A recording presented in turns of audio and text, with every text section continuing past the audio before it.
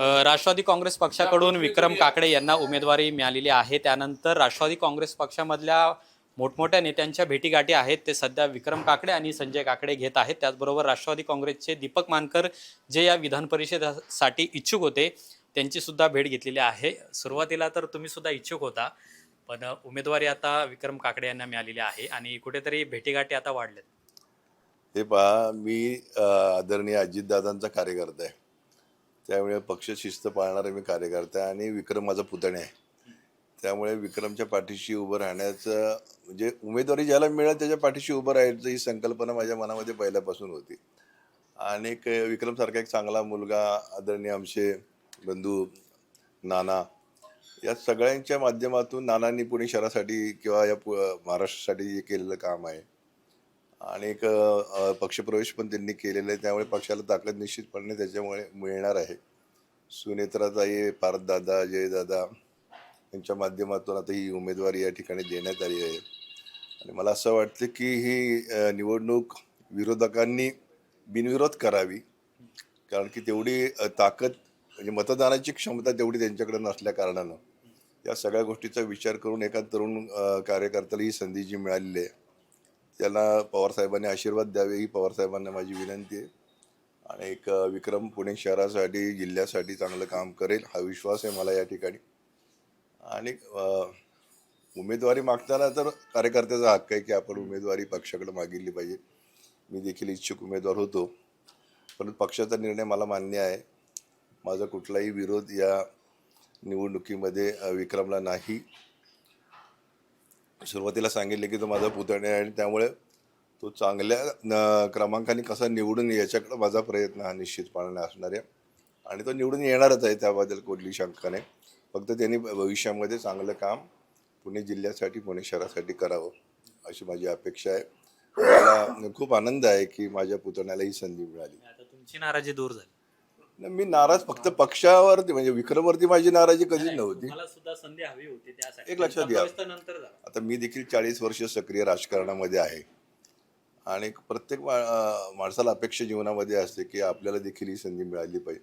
ठीक आहे, आज नाही झालं तर उद्या मिळू शकेल। एक चांगली संधी पक्ष मला दिला, आम्हाला सुनेत्रा वहिनींवरती विश्वास आहे, पारदादावरती देखील विश्वास आहे आणि कार्यकर्त्याला न्याय देण्याची भूमिका त्यांची असणार आहे, त्यामुळे मला ते न्याय देतील हा विश्वास आहे मला। आपल्यासोबत संजय काकडे आहेत। तुम्ही सुद्धा मुलाला निवडून आणण्यासाठी म्हणजे जवळपास आता गणित पाहिलं विजयाचं तर ते निश्चित आहे, पण भेटीगाठी तुम्ही करताय तर काय चर्चा नेमकी झाली आणि अजून काय काय प्लॅनिंग आहे? बघा, आत्ता सध्या तर जे पक्षावरती इच्छुक होते उमेदवार, त्या उमेदवारांना भेटून त्यांना जे काही घडलेले प्रकार सांगून की बाबा काय कारण ह्याच्या मागचं ते सांगून त्यांना कम्फर्ट करणं हा फर्स्ट प्राधान्य आहे। दुसरा प्राधान्य आहे की आमच्याकडं बऱ्यापैकी 804 का 805 मतदारसंघापैकी 90% मतदार आमच्याकडे आहेत। अशा परिस्थितीत महाराष्ट्रातनं आणि पुण्यनगरीतनं निवडणूक व्हावी यासाठी मी पवारसाहेबांना किंवा सुप्रिया ताईंना भेटणारे आणि बोलणारे की बाबा मी तुमच्या 2012ला जसं तुम्ही मला सांगितलं होतं की पश्चिम बंगालमध्ये किंवा उत्तर प्रदेशमध्ये किंवा इतर राज्यांमध्ये बिनविरोध निवडणुका झाल्या आणि संजय तुम्ही विड्रॉ करा, त्यावेळेस माझ्याकडे 52 आमदार होते आणि राष्ट्रवादीकडे फक्त 26 आमदार होते, म्हणजे इतका फरक तफावत होती आणि मतदान लागत होतं फक्त 38।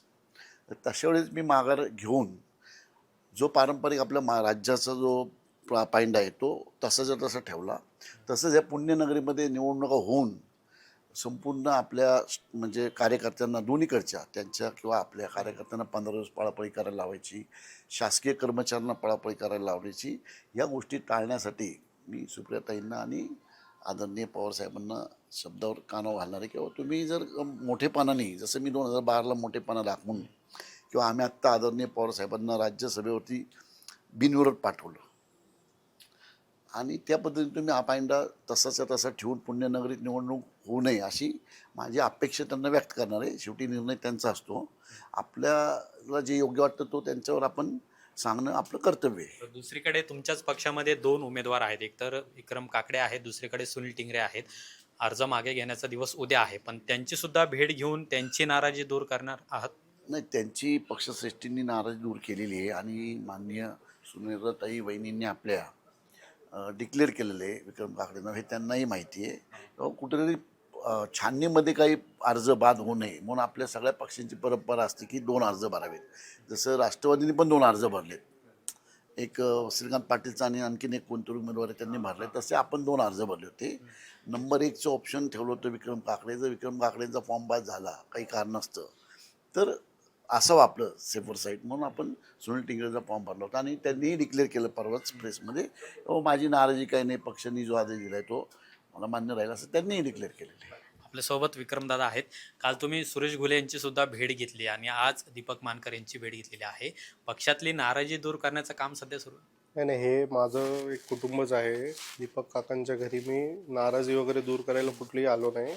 निवडणूक ही कशी लढवावी किंवा जर समजा निवडणूक झालीच तर त्याचं एक रणनीतीमध्ये ते एक प्रमुख भाग असावे, ते सगळं आमचं प्लॅनिंग करायला मी आलेलो आहे. त्यांचा आशीर्वाद मला आहेच आणि त्यांचं मार्गदर्शन घेऊनच आम्ही ही निवडणूक लढणार आहे. दुसरीकडे तुमचे जे विरोधात आहेत आता म्हणजे शरद पवार यांच्या पक्षाचे उमेदवार श्रीकांत पाटील, जसं तुमचे वडील म्हणालेत की बिनविरोध करण्यासाठी त्यांना सुद्धा भेटणार आहात, तर तुम्ही सुद्धा स्वतंत्र काय भेटणार त्यांना? नाही नाही, मी तर निवडणुकीची तयारी करत आहे. बिनविरोध झाली तर चांगलंच आहे. पण आम्ही सध्या तरी निवडणुकीच्या तयारीने मीटिंग असेल किंवा काम जे काय ते आमचं चालू आहे. सुनील टिंगरे यांच्याशी काय तुमचं बोलणं झालं किंवा भेट झाली? त्यांची भेट माझी 2-3 वेळा झाली पारदांच्या सोबत. पण मी त्यांच्या घरी जाणार आहे. जर समजा काही नाराजी अजूनही राहिली असेल तर ती दूर करायचा प्रयत्न मी निश्चित करेन.